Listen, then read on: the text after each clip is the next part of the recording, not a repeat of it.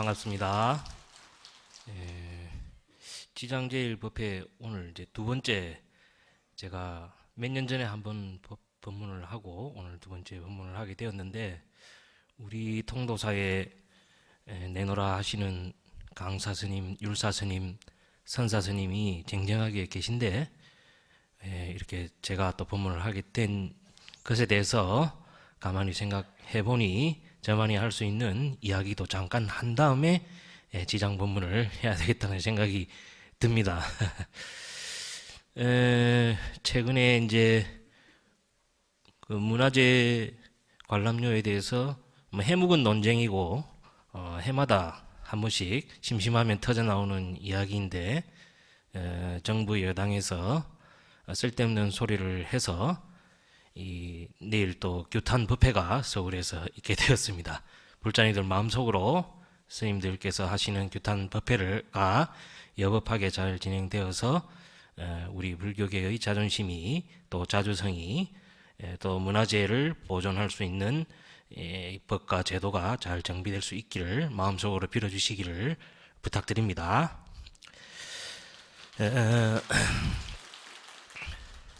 간단하게 설명을 드리면, 우리 부처님 진신사리탑이 국보지 않습니까? 그러면은 혹 그 시비를 거는 사람들의 논리는 진신사리탑을 보러 오지 않고 등산을 하러 왔는데 왜 문화재 관람료를 받느냐라고 이야기합니다. 그러나 문화재라는 것은 진신사리탑만 문화재로 보지 않고, 진신사리탑을 중심으로 해서 반경 500m를 문화재 보호구역이라고 합니다. 그 다음에 이 통도사를 둘러싸고 있는, 진신사리탑을 둘러싸고 있는 이 통도사 주변의 계곡, 산, 나무, 이 모든 이 자연 환경을 또 문화유산이라고 합니다. 그래서 우리 스님들은 1700년 동안, 특히 이 노스님들께서도 그렇고, 이 산하를, 이 통도사를 둘러싸고 있는 우리 문화재인 진신사리탑을 둘러싸고 있는 환경을 보존하기 위해서 정말 목숨을 걸고 지켜왔던 것입니다. 그런데 이것을 봉이 김산달이니 쓸데없는 소리를 하면서 시비를 걸어가지고 국가가 제정한 산림법에도, 즉 산림청에서 주관하는 산림법에도 사찰림이라는 개념이 들어가 있습니다. 사찰림은 법적으로 보호받을 수 있는 문화유산에 속합니다. 그래서 등산하러 간다는 것도 사실은 문화재 입장료를 내고 가야 하는 것입니다. 법적으로도. 그래서 이런 부분에 있어서 우리 불자들이 먼저 알아야 하지 않겠나라는 생각에, 또 제가 모처럼 법상에 올라왔기 때문에 또 내일 규탄 법회가 있어서 말씀을 드립니다. 예를 들어서 해인사가 속해져 있는 가야산은 3분의 2가 해인사 소유의 사찰림이고, 통도사 이 뒤의 영축산도 거의 대부분이 통도사 소유의 사찰림입니다. 그래서 이 사찰림이 바로 우리 문화재를 보호하는 문화유산의 역할을 하고 있고, 국가에서도, 산림청에서도 국가가 보호하도록 법으로 제정이 되어 있습니다. 그렇기 때문에 그 사찰림으로 등산하는 등산객들도 당연히 문화재 입장료를 내야 하는 것은 당연한 일입니다. 그럼에도 불구하고 이렇게 시비를 거는 데 있어서 지금 정부 여당에서 굉장히 쪼려 있죠. 속된 말로. 왜 쪼려 있느냐? 예를 들어서 가야산은 국립공원으로 지정이 되어 있고, 통도사는 도립공원으로 지정되어 있습니다. 그런데 이 국립공원과 도립공원을 지정할 때 약 30-40년 전에 군사 독재 정부 시절에 이 통도사나 해인사의 동의 없이 마음대로 지정을 했습니다. 그래서 그 부분에 대해서 지금 우리 종단에서 소송을 걸면은 천문학적인 숫자의 배상금을 물어내야 됩니다. 국가에서. 종단이 그런 것을 참고 국민을 위해서 봉사하는 마음으로 참고 있는데 그걸 뭐 봉이 김선달이니 어쩌니 하면서 시비를 걸어가지고 지금 정부 여당이 곤욕을 치르고 있는 것입니다. 그러면 충분히 설명을 드렸으니까 지장 법문을 간단하게 하겠습니다. 지장보살 본원경은 관세음보살 신앙과 함께 우리 대성불교의 대표적인 신앙이지요. 지장보살님의 원력과 공덕을 찬탄한 경전이 지장보살 본원경인데, 지장보살님은 간단하게 이야기해서 서가모니 부처님께서 인멸하신 후에 미래의 사바 세계에 오실 미륵 부처님이 오실 때까지 부처님이 계시지 않는 56억 7천만 년 동안 이 세월에 중생을 구제할 것을 서가모니 부처님으로부터 부촉받은 보살님이시죠. 그래서 육도를 윤회하는 많은 고통받는 중생들, 지옥아기 축생, 인간, 아수라, 천상에 있는 모든 고통받는 중생을 구제하고자 큰 원력을, 엄청난 원력을, 또 너무나 가슴 아픈 원력을 세우시고 56억 7천만 년이라는 장구한 세월 동안 성부를 미루고 중생 구제의 원력에 또 중생 구제에 지금 이 순간에도 지장보살님께서는 중생을 구제하기 위해서 애쓰시고 계신다. 지장신앙은 중국을 거쳐서 약 5세기경에 신라 진평왕 때 우리나라에 전래되었고, 조상과 부모님의 극락왕생을 기원하는 우리 국민들에게, 우리 백성들에게 폭넓게 신봉되었죠. 불교가 무지하게 탄압받던 조선시대에도 왕실부터 시작해서 민간에 이르기까지 폭넓게 다양한 계층의 수없이 많은 신앙의 중심이 되었고, 지장보살 본원경도 많이 간행이 되었었습니다. 지장보살 본원경을 우리가 보고 듣고 읽는 자체가 큰 공덕이 되지요. 지장보살 본원경을 독송하신 후에 좋은 일이 많이 일어난 것을 이미 앉아 계신 우리 불자님들도 체험하신 분들도 많이 계실 것입니다. 혹여나 아직까지 지장보살 본원경에 가피를 입지 못하신 분들은 지장보살 본원경을 독송하시거나 지장기도를 하시면 체험하실 수 있을 것이라고 믿습니다. 제가 아는 분 중에 이 문재인 정부에서 모 부처에 차관을 하신 분인데, 이분도 자녀를 일찍 잃은 슬픔에 굉장히 괴로워하시다가 지장보살 본원경을 수없이 독송한 이후에 그 아픔을 딛고 이번 정부에 들어가지고 승승장구하셔가지고 높은 자리까지 올라가신 그런 예가 있습니다. 또한 저도 이 통도사에 들어오기 전에 말사에 있을 때 49제가 들어오면은 매 제 때마다 지장보살 본원경을 연가를 위해서 한 품씩 읽어드렸습니다. 그럼 그때마다 좀 신이한 체험을 했던 것이, 오제를 지내기, 7제 중에 오제를 지내기 하루 전날 꼭 그 영가분이 제 꿈에 나타나서 합장 인사를 하고 기쁜 얼굴로 떠나는 것을 많이 꿈속에서 체험을 했었습니다. 울산에서 한 젊은 청년이 원룸에 불이 나가지고 아깝게 요절한 청년 49제가 있었는데, 이 청년도 제가 49제 매제 때마다 지장보살 본원경을 한 품씩 한글로 독송해 드렸습니다. 물론 관음시식을 다 했지만은 그 중간에 매제 때마다 독송을 했었는데, 어제 전날 밤에 꿈에 나타나서 감사합니다 하고 깊게 합장 공경 인사하시고는 좋은 곳으로 가신다 하는 그런 말씀을 저한테 해 주셨고요. 또 한 분은 젊은 세대기였는데 출근하다가 갑자기 심장마비로 심근경색으로 또 이 뇌출혈로 돌아가신 분인데, 우리 절에 말사에 모시려고 왔었는데 그 유족들하고 부전 스님하고 다툼이 좀 많았었어요.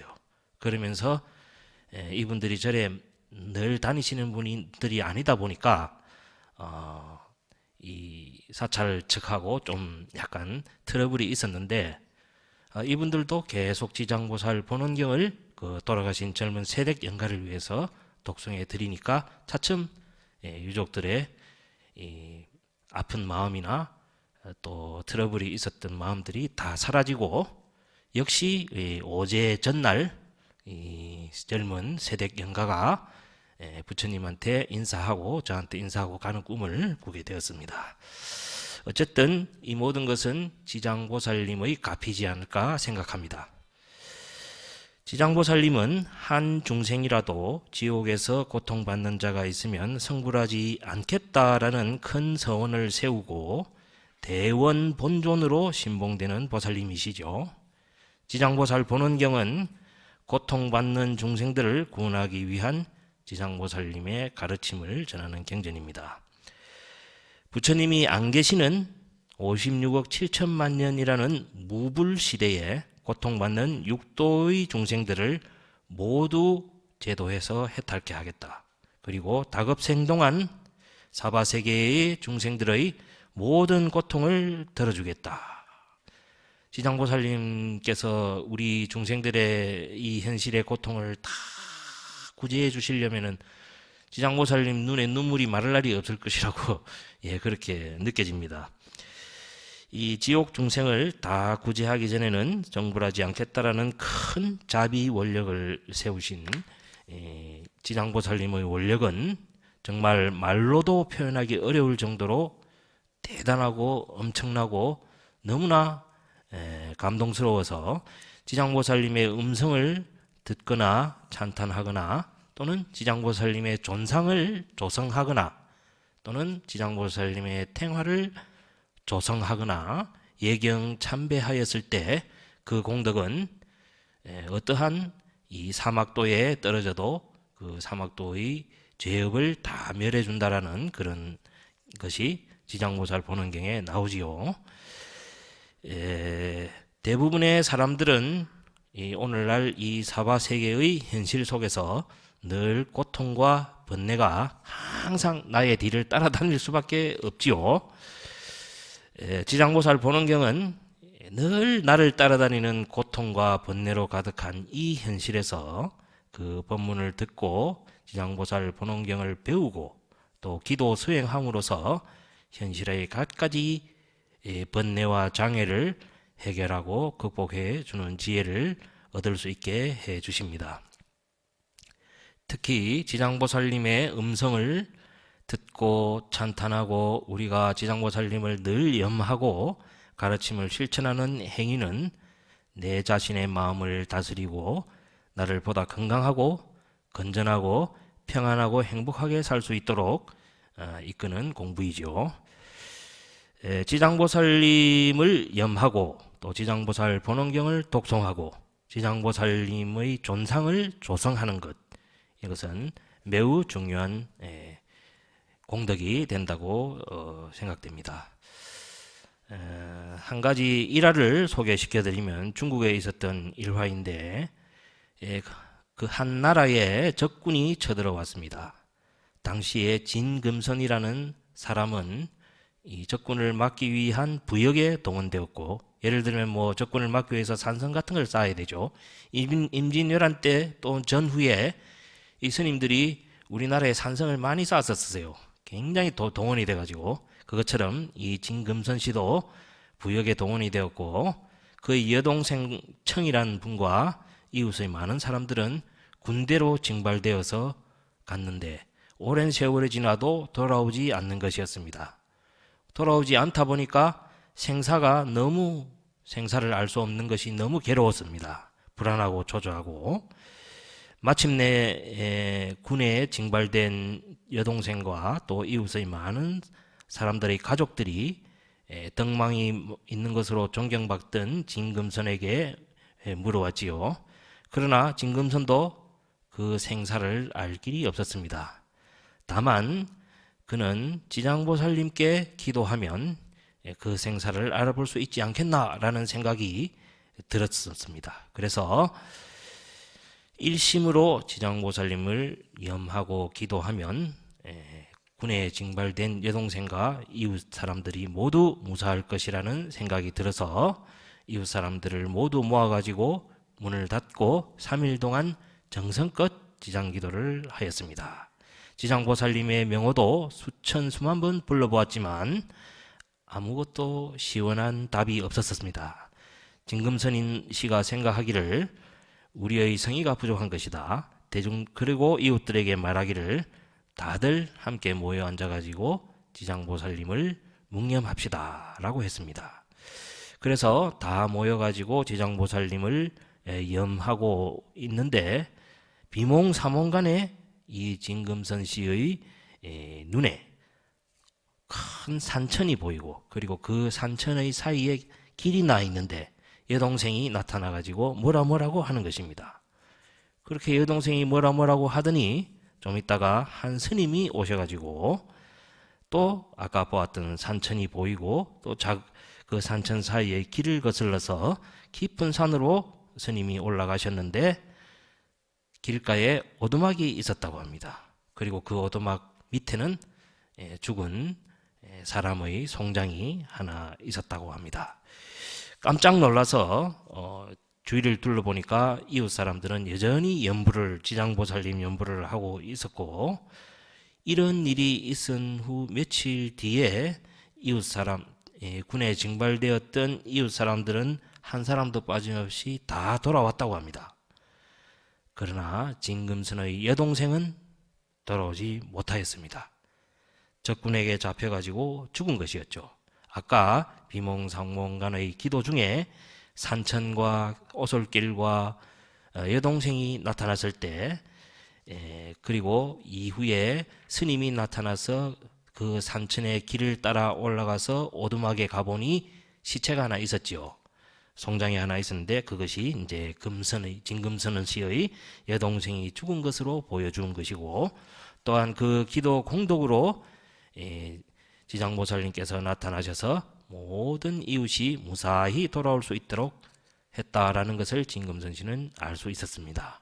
지장보살 본원경에 보면은 한 사람이 능히 일심으로 지장보살을 보고 그 이름을 10,000번만 부르면 마땅히 지장보살님께서 큰 위실력의 몸을 나투어서 그 사람의 권속들이 난 곳을 일러주고 또는 꿈에 지장보살님께서 친히 그 사람을 데리고 가서 그의 권속이 태어난 세계를 보여준다라는 경전의 구절이 있는데 과연 진금선 씨와 그 이웃들이 지장보살님을 간절하게 부르고 기도한 이후에 여동생의 생사 여부와 이웃들의 마을로 돌아온 것들이 이렇게 지장보살님의 가피로 있었던 것입니다. 옛날 당나라에도 별가벼슬을 하는 건갈이라는 사람이 있었습니다. 별가벼슬이라는 것은 당나라 때 큰 지역, 큰 지역, 지금으로 따지면 한 도나 주쯤 되겠죠. 그런 큰 지역의 영주인 자사를 보좌하는 속관의 명칭이라고 합니다. 속관이라는 것은 그 지금으로 치면 도지사 또는 그 도지사가 집무하는 사무실이나 관사, 사택을 관리하는 사람이죠. 조금 더 쉽게 이야기하면 청와대에 춘추관은 대통령과 대통령 부인이 생활하는 곳이잖아요. 그것을 관리하는 사람 춘추관장이라고 그러죠. 그런 벼슬입니다.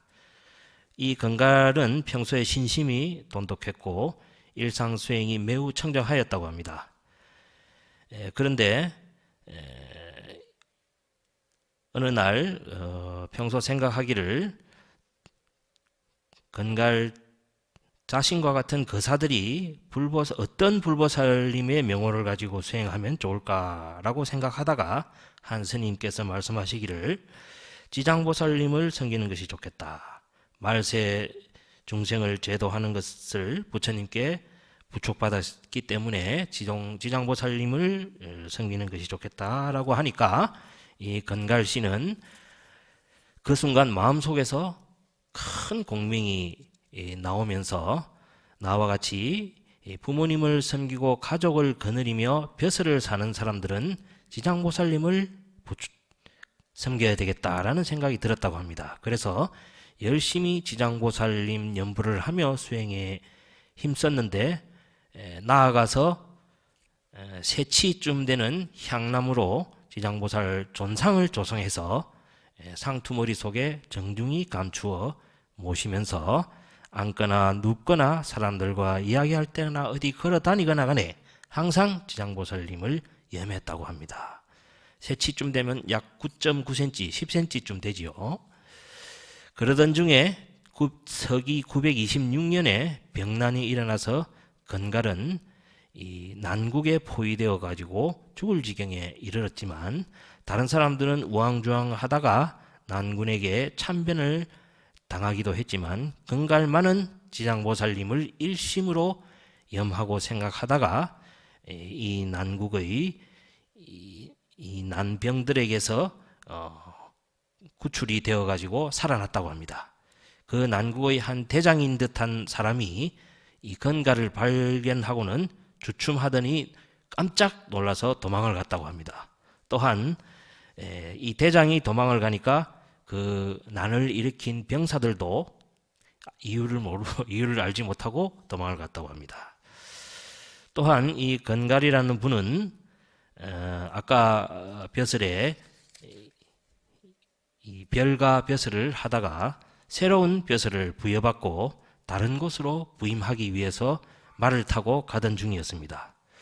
어느 내과에 이르러서 하도 느낌이 이상해가지고 다시 일심으로 지장보살님을 염하고 생각했는데 어떤 사람이 바쁜 걸음으로 자기를 따라와가지고 부르는 것이 아닙니까? 그래서 쳐다보니까 과거에 깊은 원한을 가진 사람이었다고 합니다. 건갈은 이제 올 것이 왔다라고 생각하고 이 사람한테 내가 죽겠구나라는 생각을 했는데 이 사나이가 갑자기 민망할 만큼 정중한 태도로 건갈을 대합니다.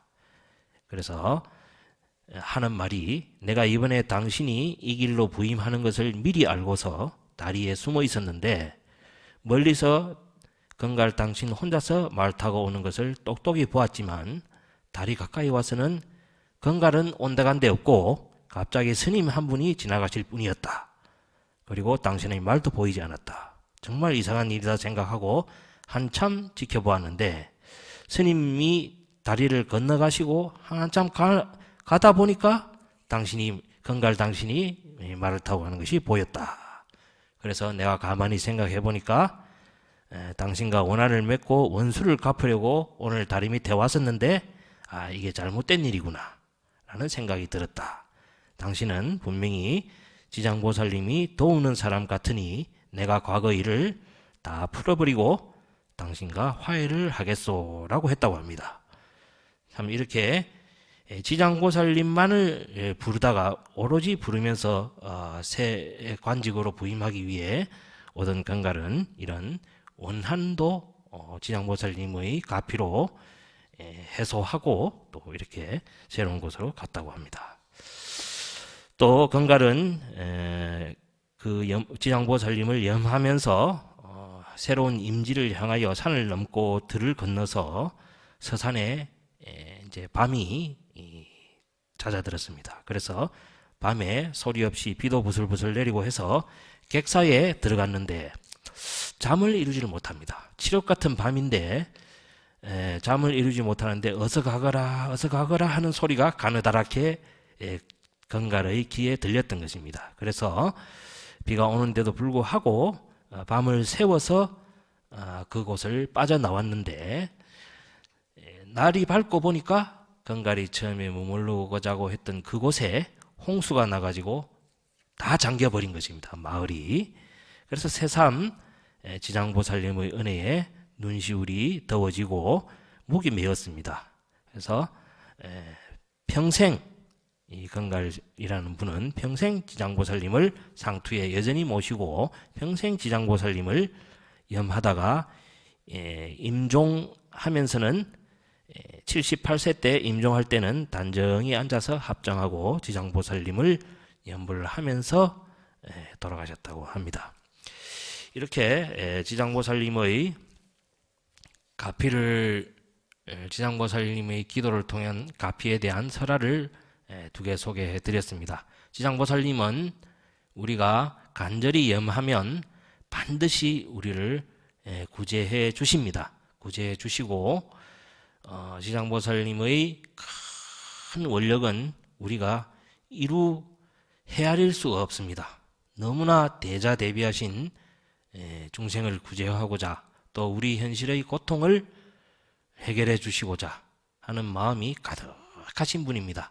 그러니까 그분의 가득하고 간절하고 대자대비하신 지장보살님의 마음에 우리가 발끝만큼이라도 조족지혈만큼이라도 따라갈 마음 요량으로 지장보살 보는경과 독송과 지장 기도를 열심히 늘 앉으나 서나 가나 오나 하는 것이 좋을 듯 싶습니다. 끝으로 지장 십륜경에 나오는 개송 하나를 다 함께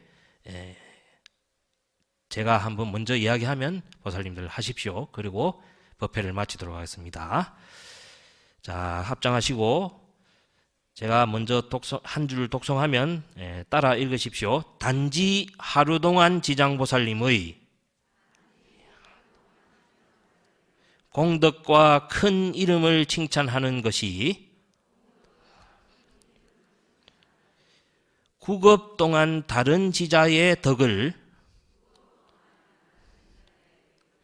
칭찬하는 것보다 수승하다.